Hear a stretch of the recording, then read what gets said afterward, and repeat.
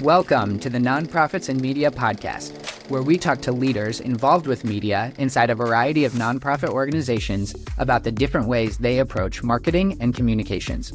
I'm Nathan Pfaff, and my job is to tease out what benefits or results they've seen in their content strategy so that you can apply those to your own life or organization. Hey everyone, welcome to this episode of Nonprofits and Media. Today we're talking with Randy Tennedy, Director of Grantmaking at the Maclellan Foundation. The Maclellan Foundation is a Christian grant-making organization that partners with ministries and nonprofits around the world to strengthen their capacity and cultivate sustainable, locally supported gospel work.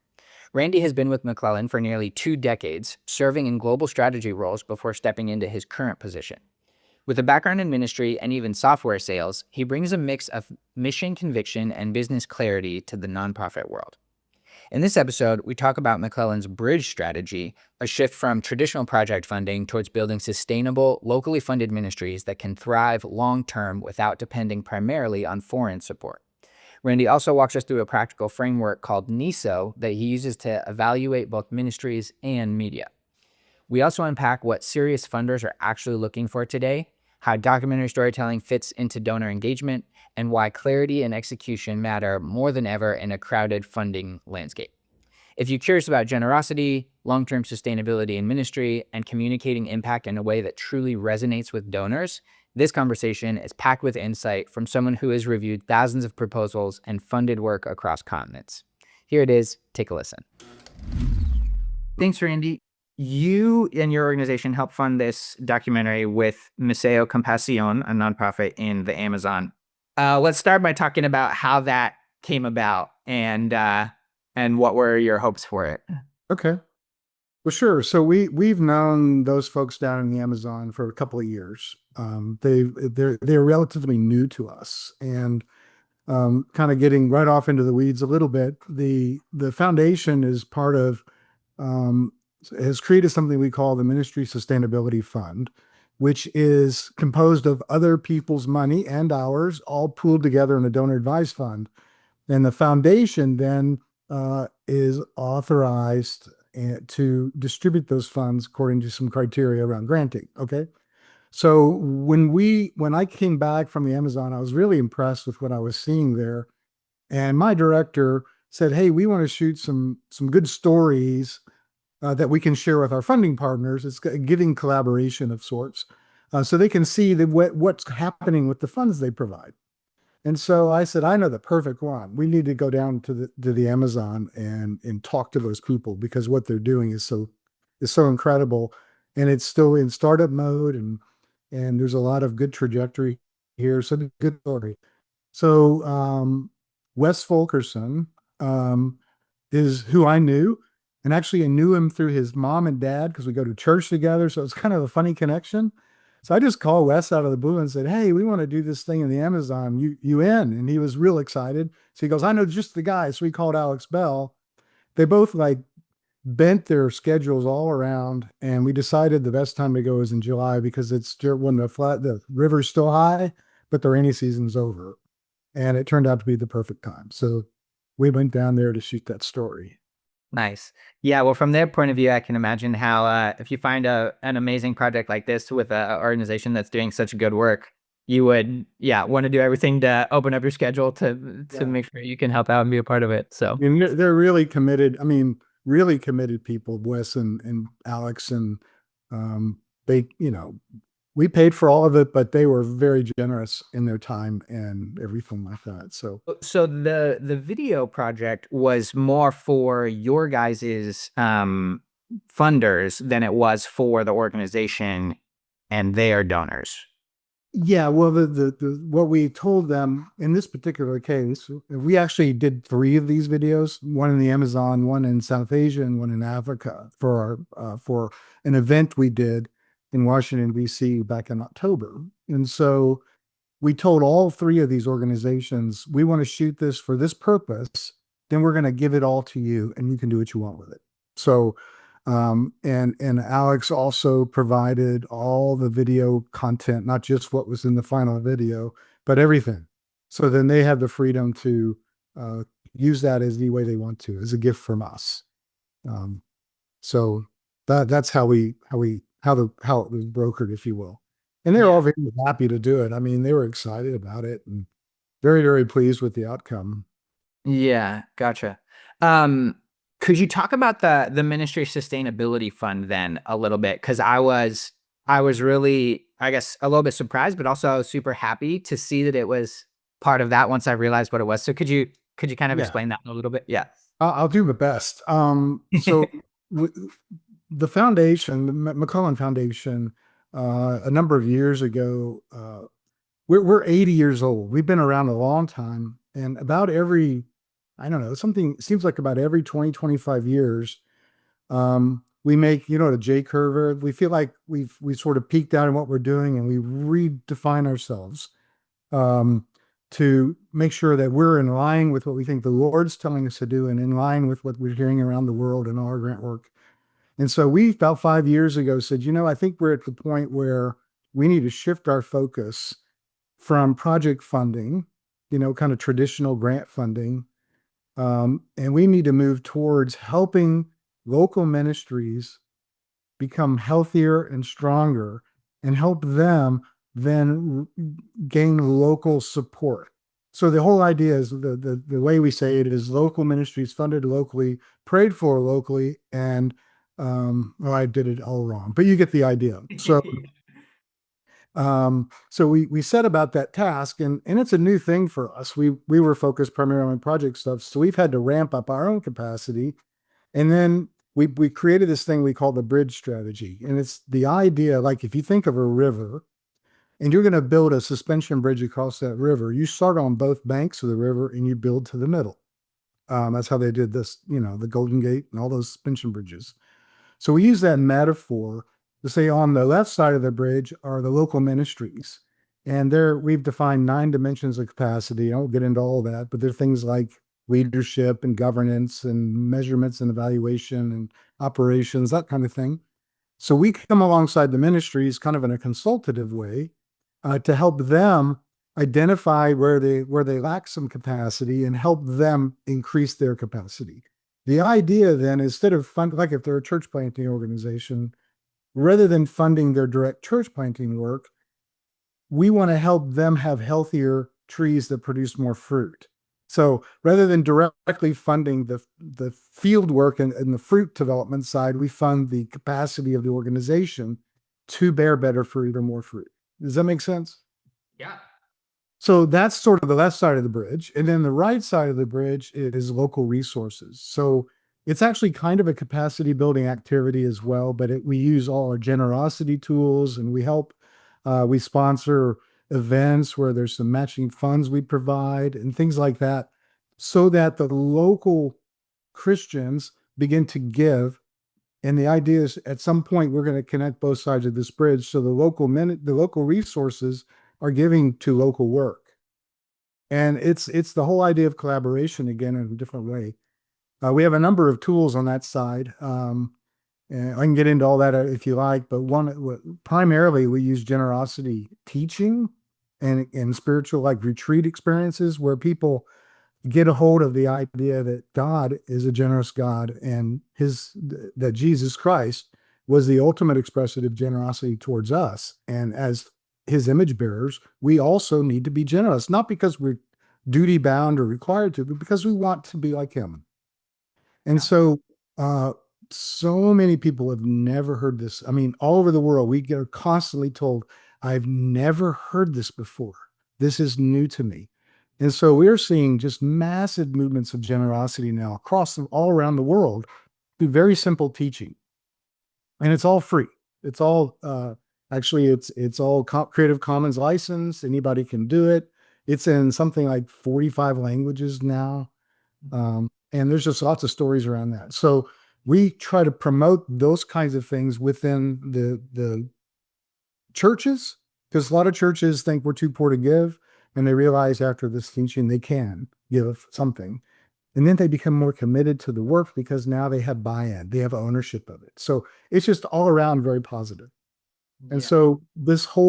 so anyway, the bridge strategy, what we did was we went to these partners in this MSF fund and said, hey, We will provide all the legwork, all the due diligence, cover all the costs to pursue this bridge strategy. If you like this bridge strategy, why don't you help us out by providing funding? And so that's basically the deal we made. So we've got a number of funders who put funds into this donor advised fund, and we pay for all the work, all the due diligence. We have 42 people around the world doing this work. And um, so we speak, I think, combined 48 languages or something. And all the people that work for us are from that culture, from that place. They're not foreigners. They're not Americans or Oh, wow. Australians. Yeah. They're all. So like I have a person in Indonesia, she's Indonesian. Yeah. Someone in Malaysia, she's Malaysian. Someone in Philippines, someone in Thailand, people in India. We have people all across Africa, and we have people in Latin America as well. Here in the U.S. too. We're Yeah. Americans. In the U.S. we use Americans. Yeah. We need that help too. Middle East, North Africa. They're Egyptians, Jordanians. So Yeah. I love it. that's how we're structured. So it's pretty good value proposition to these funders. They're like, wow, this is great. So we can, because we have a really good reputation of 80 years of trying to do things excellently.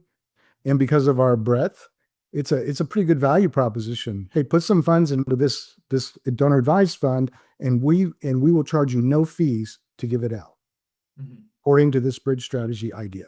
So that's what we're doing. We're about a year and a half into that at this point. Yeah. I love it. Explain that in a way that makes sense to you? I think so. I mean, I've done a little bit of research on the back end as well, but yeah, I think it makes sense.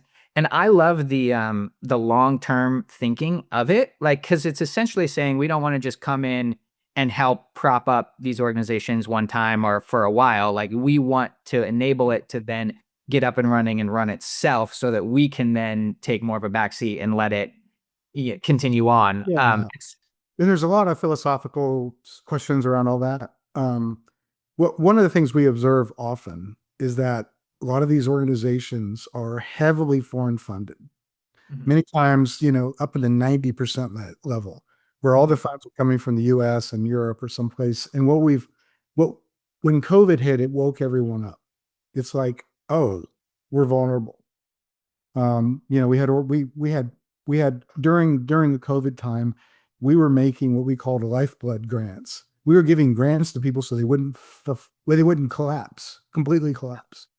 And so that was part of what informed us on this. And so we think that we can switch these percentages around. If we can get 75, 80% local funding, there's a role for the global church to participate, but they don't need to be so much owners of it as they are right now. And this is a long-term strategy. There are places in the world where it's going to be a generational change. It's not something you can see happen in 5 to 10 years. It just isn't going to happen like that. There's other places though, where it's already happening, where we're very encouraged. So it's all over the map. You can imagine, places. Yeah. In some places, it's been very surprising how quickly they've gone to self-sufficiency in places you would never believe. So it's pretty interesting. It really is. It's quite interesting and rewarding. I love that. And I love the transferring ownership of it. One of the things that I was really encouraged by, and the reason I wanted to talk with you, is because if like projects like this documentary or media is part of this larger strategy for sustainability, that means that you guys view media and videos as part of the longer term sustainability of the fund or of the organization. So could you talk a little bit about that, about how you use it as a tool in that way? Well, we're doing that. So this was the first time we've done that. Those 3 films were our first 3. Okay. And I imagine we're going to do it some more. They aren't cheap to produce, Right. But the primary audience for it are these sustainability fund partners, because we need them to understand, because most of them aren't going to go these places. You're not going to get, some of these people to make a trip to the Amazon and try to see it. And it's a burden to the ministry to host all that kind of stuff. So, and in some of the places we went, like in South Asia, it would be difficult to get them to choose to go to that place because it's a difficult place to go. Um, so um, so the idea of the videos, I believe we're going to continue doing them in a documentary fashion to help tell the story that of that specific ministry, but also the story of what it means to help build capacity and sustainability in the context. Mhm. Uh, like one of the things we did in the Amazon, which I think was brought up in the video, was we came along and said, hey, why don't we create a gas fund so that so that the ministry on the ground who knows who the good partners are, but the fuel cost keep them from doing the work they want to do. So we said, we'll provide the fuel. You provide the screening process, the filtering process to make sure that people getting the fuel are actually doing gospel work. And if they are, we trust you to do that. We did that both for boats on the water, but we also did it for the aviation ministry there, because that's even harder to get funds for because the fuel's expensive and costs a lot of money to operate these aircraft. And so we've created those two uh, gas funds to, and it's a capacity activity, right? We're Yeah. creating capacity in the entities to be able to do the work they want to do. So it's Mhm. been really cool to watch it Yeah, happen. that gas fund was part of the film, and I love that it was just like, reducing that roadblock or hurdle for these people so that they don't have to worry about it and they can keep sharing the gospel or church planting or doing the work. So, Yeah. okay, do you know if these 3 videos are they finished now and have the Oh, partners seen them? Yeah. oh yeah, yeah. We showed them all in October at our gathering that we did. So all Okay. 3 are on there. Okay. Yeah. Do you know if or how the organizations themselves are then using these Well, one videos? of them I do. One of them, and it's a very much in a dangerous area, so there's a lot of security tied to it. Okay. But I know that they've taken. So we gave them the video, and then and I and then I believe Alex or someone edited out stuff that they don't want to find its way into the public domain, and then they're taking that and they've done their own thing and they're sharing that with their funders and other people to help tell their story because it's a fascinating story. It's among the Muslim people and very fast growing, and it's also high percentage of people are baptized, like over 98, which is very unusual. And they're Wow. seeing rapid growth, and they're seeing um, and they've actually already moved to full self-sustainability Wow, that's amazing. through the stations of generosities, the tool I mentioned, which allows them to teach their people about generosity. So the churches are giving and they're actually planting other churches and everything on their own. We don't, they created a widows fund in the country and as a way to provide care for their widows and also as an outreach effort. And we match their funding. So they raise the funds and we match it. That's our only participation now. It's an amazing story. I mean, the fact that they can do this and grow like they're growing and we're matching them now, not the other way around, which is really cool. And so Wow. it's a real success story. So we really wanted to tell that story, but it's just so sensitive. Yeah. Is that part of the film that was done? Yes, That it explanation? was. That's Yes, it is. amazing. I Yeah. love that. Yeah. Okay, so I wanna come back to helping organizations tell their story in a second, but first I want to talk about when projects like these get greenlit, are there any expectations on the front end, or do you guys have an idea of like what success looks like on the back end, or what follow up looks like, or could you talk a little bit about that? Sure. So remember, we're trying to help explain the bridge strategy through case study examples via video. So each one of these was a case study. They were pretty short. I think the Amazon one was 11 minutes or something. Some of the others were even a little bit shorter than that. Um, so what we're doing is we're letting the ministry tell the story of what it means to them to be sustainable. And like in the one for the Amazon, I actually did speak in that one, but the others I did not. I was never in it. It was just that that's how they wanted to do that one. So that's fine. Yeah. Yeah. Um, so the so we chose them. based upon based on our understanding of their field ministry and based on our understanding of of their needs and how we're addressing them, so that we thought the story was clean and told it in a non-confusing way. There's some of them are fairly complicated, and it requires a lot of local knowledge, and it requires, you know, contextual understanding and worldview dimensions and things where it's really hard to tell that story in a succinct way. So the Amazon one was an example of one felt we could tell the story in a very succinct way, and actually let the ministry tell their story. And then we just sort of brought out those elements as we did the discussions with them. Mhm. So we weren't putting words in their mouths. We weren't telling them. There was no script. There was no, rehearsals or anything. We just went in there, set up the cameras, and had the kids sit down, and we started talking to them. Yeah. And the teachers, and you saw how compelling the story was about taking these education model into these villages. And they've already expanded into several cities since we were there.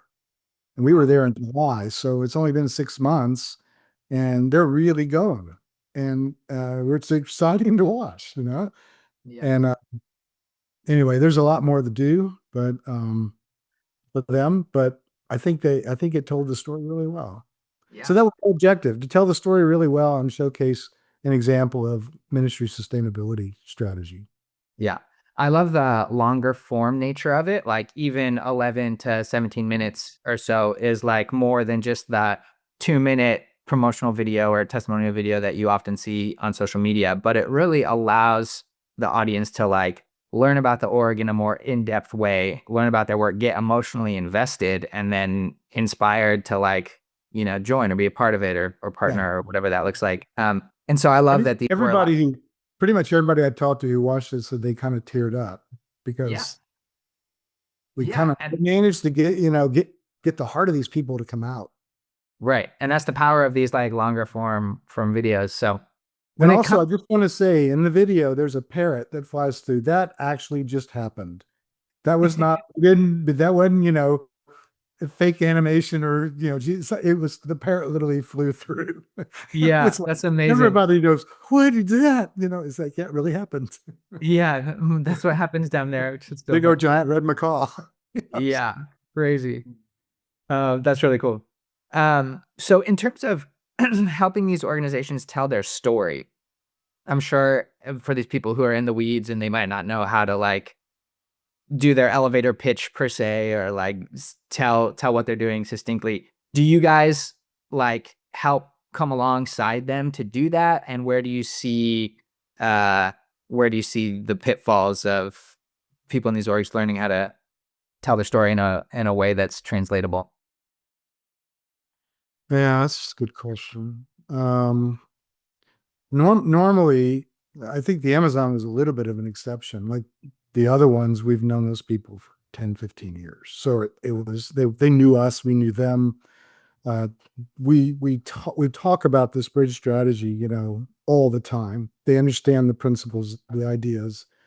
They think it's hard, but they know that they also think they need to do it. So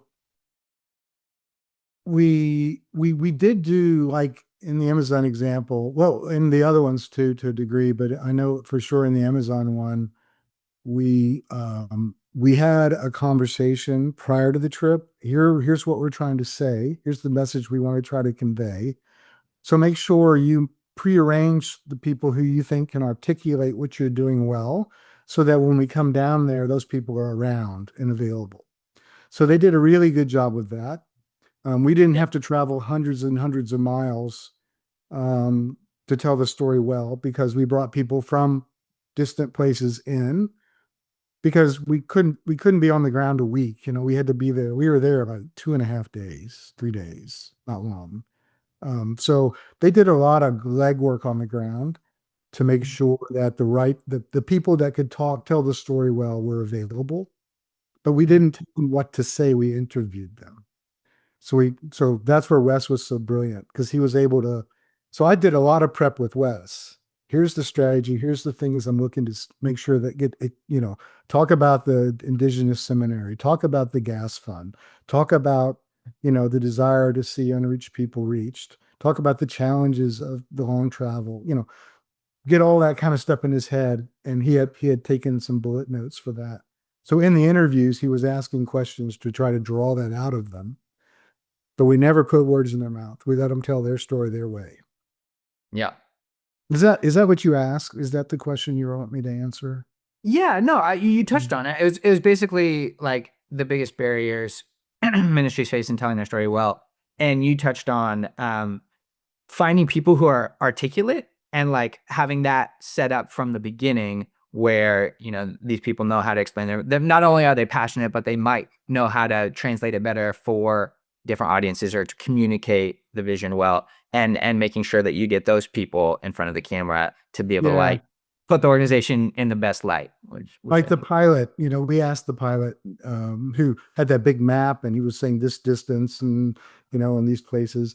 We asked him to do that. We said, would you please explain? Because they did all this research, for years. And so we said, would you please take a minute and explain Amazonia and what are the challenges here in your own words? So he just did that. There was no rehearsal. He just stood up, started doing it. Uh, yeah, and then one reason why we had like me speaking, some others speaking, was that we were trying to knit the various elements together, primarily for the benefit of the ministry partner, the ministry funders. right, Local people know it, but a lot of times in other cultures, they have a hard time. They don't think linearly like we in the West do so much.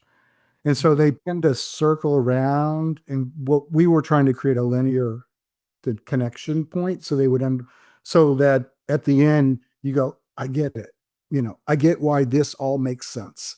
yeah, If we didn't do that in the crafting of the video, it might not have come through like we wanted it to. yeah, So there was some very intentional editing and some very intentional elements that we included to make sure that we connected the dots for the viewer to right, understand this is what we mean by ministry sustainability.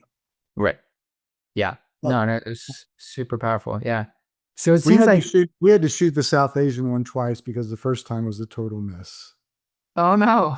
Yeah, it was like, nope, it ain't gonna work. We had to really interject ourselves and say, we need to talk about these things. Don't assume we know your context. Don't, tell your story. Oh, Help us gotcha. understand why you're doing this. Help us understand your passion. Because they just presume because they know us. And it's like you Right. can't just presume it. You have to tell us. So Yeah. we had to go reshoot a bunch of stuff on that one. I wish I could. Gotcha. Okay. Yeah, I just can't. So it was a Uh, disaster in the sense that like there was no context for things it that, was literally unusable. It was yeah. unusable. Okay. Uh, People would have no grid for like what is happening or why, yeah, because and there was people also just some real assume that that, production. There was yeah. some real production problems too. There was a lot of background noise, very distracting.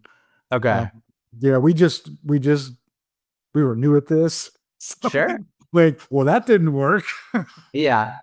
So they sicked me on it. Actually, I did. I was just doing the Amazon one, but whenever I have a really long term relationship with this group, but we had hired a different organization, and we basically just had to throw it away. And then Yeah. I were in and reshoot it. We got a different guy, and we went in and we reshot the whole thing. And so it turned out okay, but Yeah. it wasn't as good as the Amazon. It really wasn't. Yeah. Yeah. Gotcha. Okay. So it sounds like these projects were for partners on the Maclellan side. In your bridge strategy, you mentioned like the gas fund and stuff like that. Are there any other funds or projects that you help the organizations do within the bridge strategy that is like more media or communications focused? Um, Maybe like creating awareness for the organization in their local context or something like that, or To a point, like we've started doing these events, we call them giving together events. And so in some places it won't work in the outback of Africa or something, but like in a urban context where you've got some church presence, believers and believers who have more resources. We put together what we call a Giving Together event. And without getting into all the speeds and feeds of it, the idea is to get some local hosts to invite people they know to an event where we provide match funds. And then we showcase 4 ministries at that are local ministries. And we come alongside them to help them tell their story. So we help them produce. We don't go all the way to media because it's the bar is too high for that for this kind of event, but we do help them with like their PowerPoint presentation and help them think about how to articulate it. We limit them to a very short time, but they have an opportunity to present to 40 or 50 people who pre-commit to giving to one of those organizations that night. Oh, wow.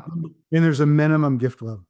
So Yeah. the ministries are highly motivated to come. They get scrutinized and they're chosen. And then we help them with the packaging up the event. We pay for everything and we provide a match fund. And so we've seen remarkable returns on that. I think we calculated 3.25, 3x multiples of funds from what we match to. We get 3 times more than that out of the event because we believe very strongly that if we can get people to come together and collaborate and challenge one another to give, it's much more effective. And the local people know the local organizations, and they also screen them without our involvement, and then we make sure they are aligned with our granting priorities so that we're not funding stuff we don't want to grant to. But really, there's a lot there. But in the end, we're seeing a 3x return on our investment. Wow, that's amazing. And these are funds that are locally raised that are given to local organizations. So it's exactly the bridge strategy expressed in this event. The long-term dream is to see these people start doing these things without our participation. That's where we want to go. So once they kind of catch the idea and they start getting excited about this coming together and giving to strategic ministries that are addressing local needs, then we can step out and it'll keep going. And that's what we're trying to see happen on the local resourcing side. And then we help equip the ministry until the local guys would do that. And then we can just participate as we choose down the road. Yeah. So we did, don't hold me to this. We did something like 10 of those events last year. Oh, okay. It raised multiple millions of dollars. Yeah, amazing. I love that strategy of, again, it's like a vision event for the local community. And you've got things like donor matching, and we try to put all the incentives in place for people will come. Yeah. And for the ministries to do their very best presentations. And we want to make sure we choose ministries that are effective. So, there's a lot of moving parts in that, but it's working and we're really excited.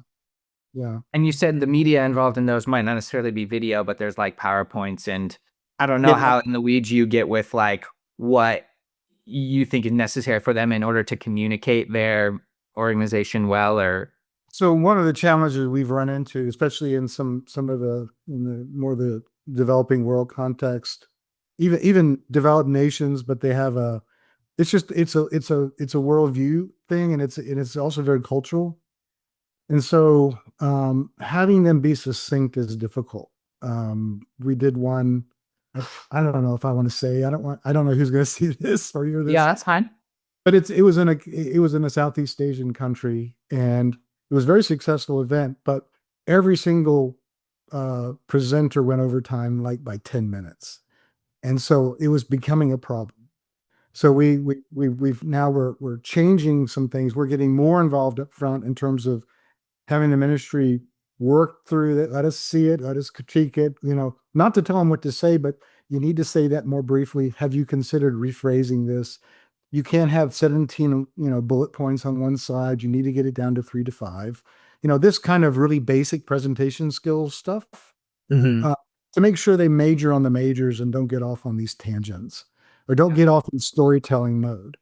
We need you to be succinct and very professional because the people in the room are mostly business people and they've learned that. And so you don't want them to start wandering, minds wandering, or start looking at their watches because it's like we're going over time. Because it's not run We want it efficiently. to be really tight. Yeah. Um, but we're also trying to in the beginning of these whole events, it starts off with like a social out.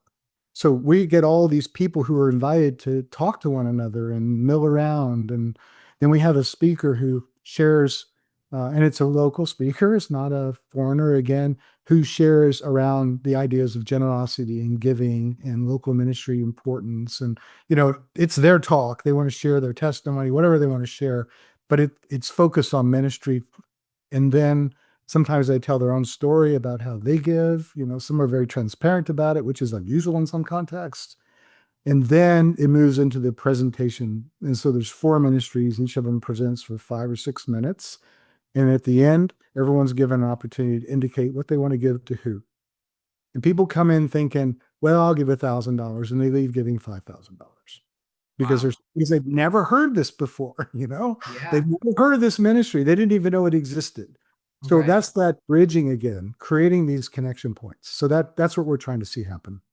Yeah, I love that because a lot of times there's so much good work happening, but like people don't know. Like, how would they be aware of this other organization doing something else? So I love I that do, you I combine them do, all into one event. I do think some of the ministries in these events do show, the 2 minute video thing, Sure. where, and I think even some of the speakers have used. So there's another organization called Generous Giving in the U.S., Generosity Path outside the U.S. And they have Mhm. these things they call Journeys of Generosity. I'm not sure if you've heard of it, but I feel um, like I may have heard the name. it's been around for about 25 years, Yeah. US. But they produce very high quality videos telling this people telling their stories about their journey of generosity, as the name implies. And some of those videos are really effective at these giving together events. So we may have a video shown, and then the guy gets up and tells his story. After that, sort of set the stage. And it's really, I encourage you, if you haven't looked into that, look into it as a media guy. I think you really appreciate the production quality of those videos and the stories they tell. And we're trying to do more of those outside the US or European context. Yeah. So you're actively shooting videos and putting in Latin America and even in Africa. And I think they're trying Yeah. to do some somewhere in Asia right now. Yeah. So when That's people amazing. when people hear somebody's a story like they hear, and some of these people are very wealth, very, very wealthy people. Mm. And they're giving millions a year. And a lot of people in developing countries can't relate. But then there's stories of people in refugee camps and how they give in the refugee camp, which nobody is more generous than that. So nobody can say, well, he can do it because he's rich. Then Yeah. there's a story where it's like a They have lame nothing. woman who gave her only chicken, and it's like, I've never given my only thing I have to anything. I'm not generous like that. And it's not a beat you with it. It's like, wow, I'm challenged by this understanding of, you know, God's love for us. It's so powerful. You really encourage you to look into it. Um, I you love know, that. I definitely will. I made a note so I can okay. follow. I'll send you the link if you like to where the videos are and all that, if you're interested in Yeah, it. that would be great. I would love that. Always looking to learn and see Yeah. more. Yeah. Cool. Have I gone Well, down a rabbit trail? no, no, no. I love it. Okay. I'm not exactly what these conversations are for. Mm. Okay. Um, so going back to a little bit more of a high level, with McClellan wanting to like make sure that these organizations are supported well and starting to like take ownership and the bridge and sustainability and stuff like that. Um, I guess just from your perspective, do you have any advice for some nonprofit leaders when it comes to media or communication, that you've seen either ways that organizations do it well or pitfalls that they tend to fall into, kind of maybe paint more of a broader brush from that perspective? Well, there's a concept, a framework we use.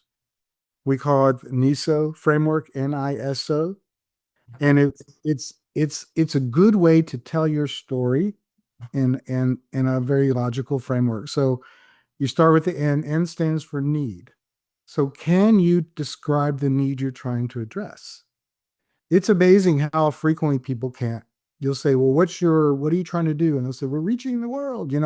That's just not enough. We need to know we're all trying to do that to some level. So what is it specifically you're trying to do? And like a really good example is the Alpha International people in England. When you ask them that question, they say, we're trying to reach 26-year-old unchurched men. Okay, okay, you understand what you're trying to. So now, well, what's the You idea can you work with have? that. Yeah. So the N and then the idea. What's the idea you have to address that need? Right. So then they say, well, we're going to create a video, we're going to create whatever they're going to do. And then what's the strategy? Well, we're gonna take churches, we're gonna teach them how to use this, and we're gonna send them into the bars and pubs and workplaces of young men, and they're what I'm making that part up, Sure. so you have a strategy, and then the last is organization. So what is the organization's capacity to execute the strategy? So what you're looking for is alignment. So you think of them as circles. Like if the need circle's this big, but your idea is this big, your idea is the wrong idea or your need's too big. You got to bring alignment. Same with the strategy. If the strategy requires 1,000 people and you have 50 people in your organization, it's not going to work, right? So it sounds obvious, but you'd be surprised. And then the organization capacity. Do you have the capacity to deliver this strategy?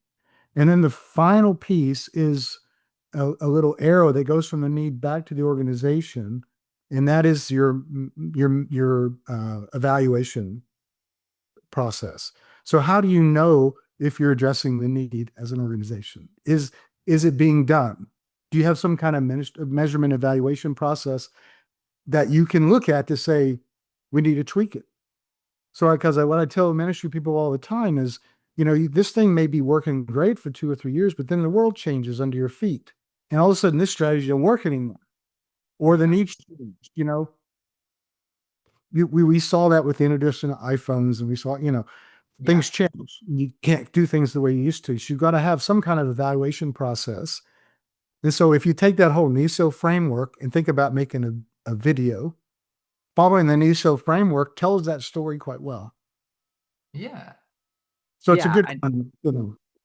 Yeah, that's great. So it's NISOE with the evaluation at the end Yeah, for the feedback loop to make sure that you're staying yeah, relevant. Yeah. yeah. I love But that. you need the feedback loop. That's just NISO's easy to remember.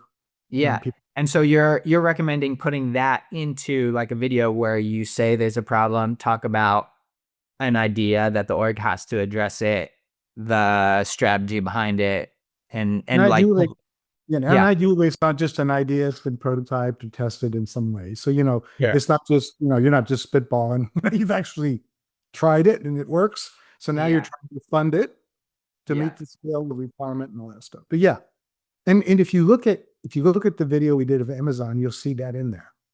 Mhm. What's the need? Well, there's all these people out there. They're too hard to get to. What's your idea to address it? Well, we're going to create an education process, and we want to take the education in the villages, and we're going to use a gas fund.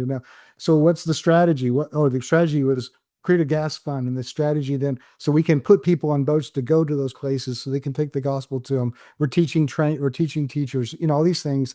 And then what's the organizational capacity? Well, we have, these guys are developing stuff, and this, you saw it in there. Yeah. It was Yeah. all there.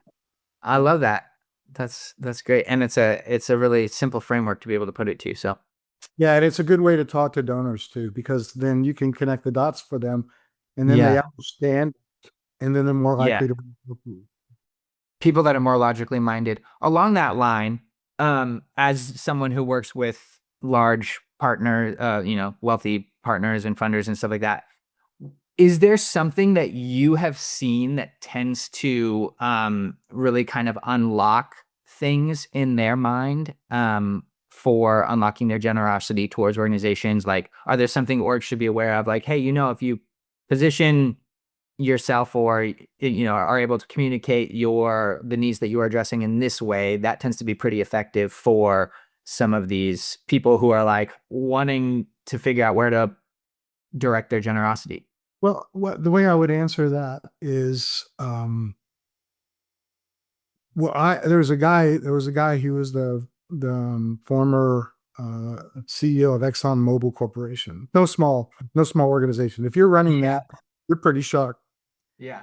He was meeting with a ministry leader one time, and the ministry leader said to him, "I know you like ministries that have a big vision."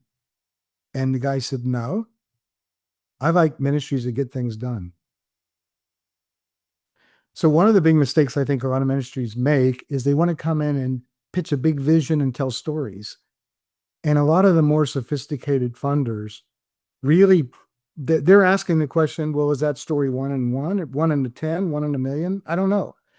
So you've got to actually you've got to actually have data and case study. You have to actually have a story that that's compelling, but also demonstratable.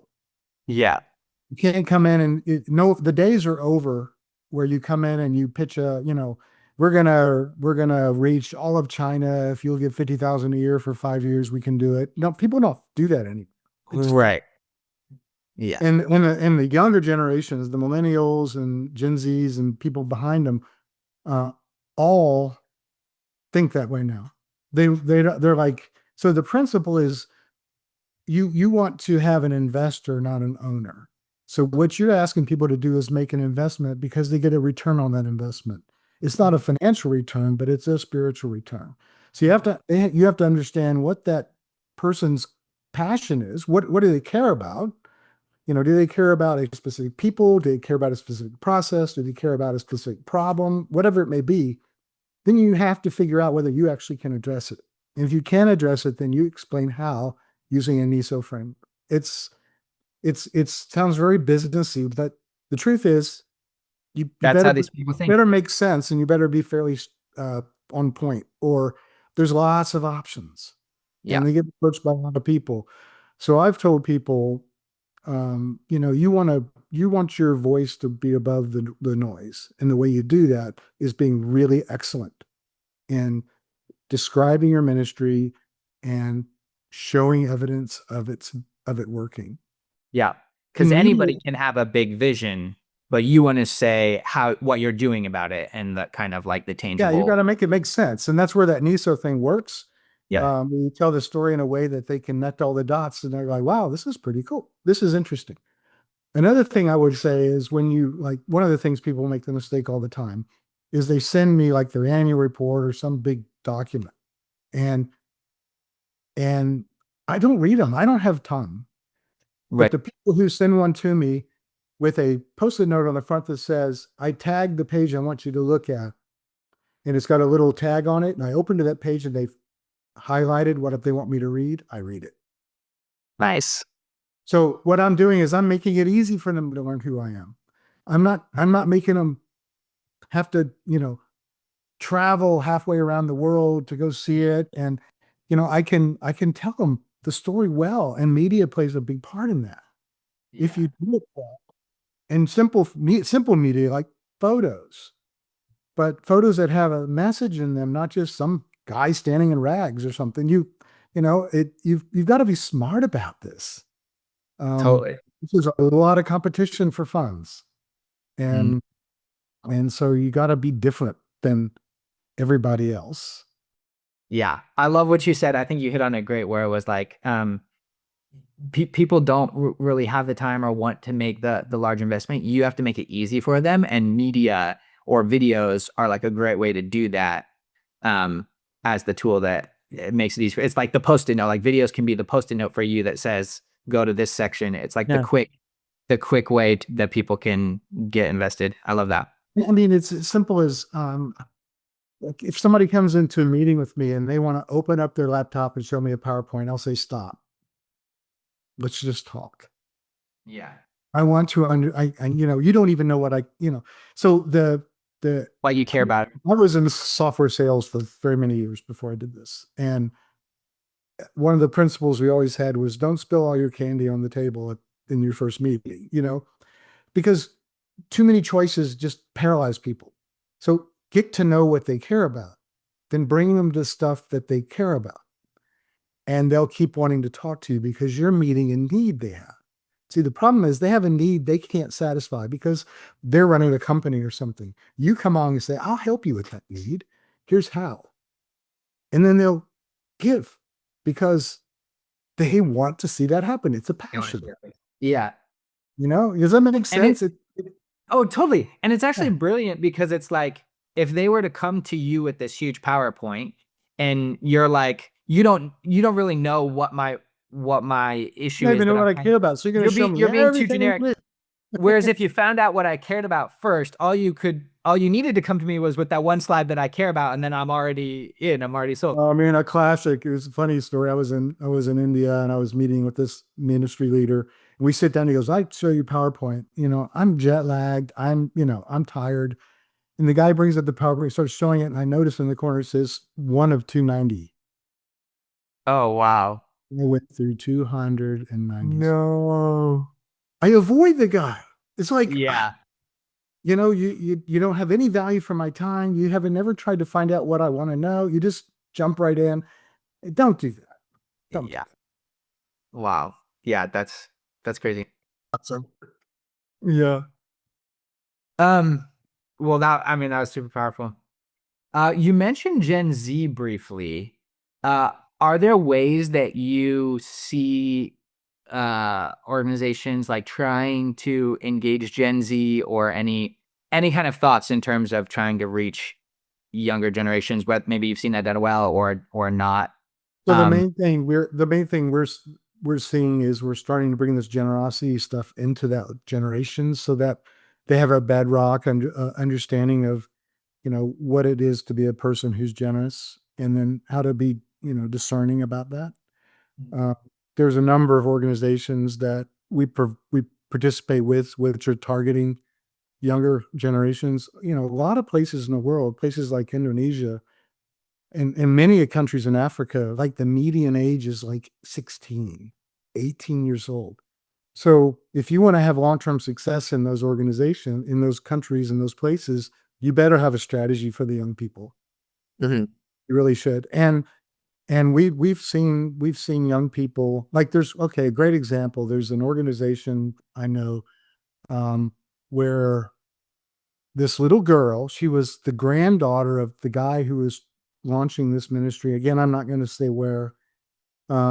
Went there, and she was, I think, 9 years old, 8 years old. She was quite young, and she went over there, and they were looking at these slums, and they found this school in these slums. Since they went into the school and they're talking to the kids, and they found out that some kids can't go to school there because they can't afford it, and it was $5 a month. And the little girl said, "I get $5 a week in allowance." So she said, this 8-year-old said, "I'll fund 4 of these kids myself." Well, then anyway, that was the launch of what's now a very significant ministry. So now she's 17, I think, and she goes around and does speaking engagements in high schools and churches and everything else where she's challenging young people to get involved. Yeah. And she's coming here to Chattanooga in February, and she's gonna speak at, I think, 3 schools. Yeah. And the schools, they're all Christian schools, but Sure. the schools are excited because here's a young person telling young people how they can activate, basically activating them for a lifetime of giving and ministry. So, um, I'm not sure that answers your question, but I think it's interesting. No, I And love that. Like yeah.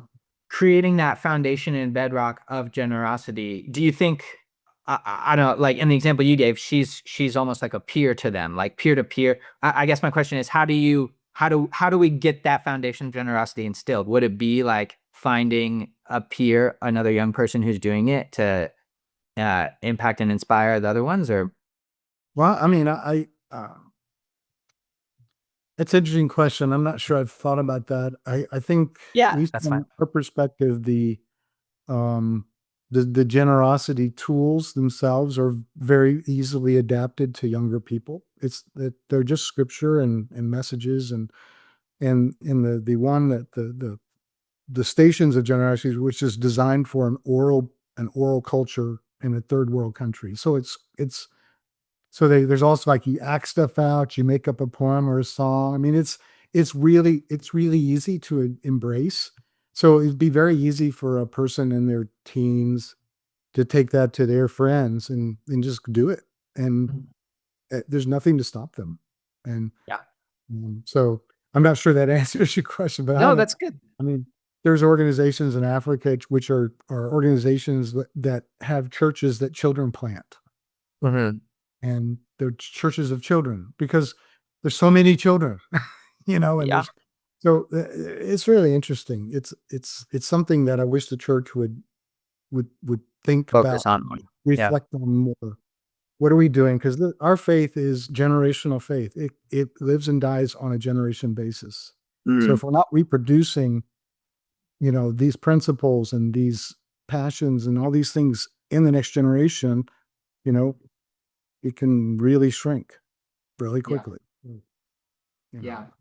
I'm 65, so it's easy for me to say, but if it hadn't been for people in my life, I wouldn't be here now, right? So Right. it's important. No, I'm often asking orgs and asking people like how to engage younger generations because, like I said, I grew up overseas as a son of missionaries, and I feel, and then my brother also went into the ministry, and I feel like my parents could a lot more easily live off of generous donations and support from friends and family than my brother does. He's having a lot harder time, trying to do the same thing just because of the generational difference and gap. So it's kind of a question I always like posing because I don't. It's fun. I mean, I was with Campus Crusade for 9.5 years, and I had to raise personal support and all that stuff. It was different then. It was much easier than it is now. Yeah. Yeah. Cool. Well, hey, NISO I think framework might help him too. Teach him that. yeah, I should. I'll definitely mention it to him.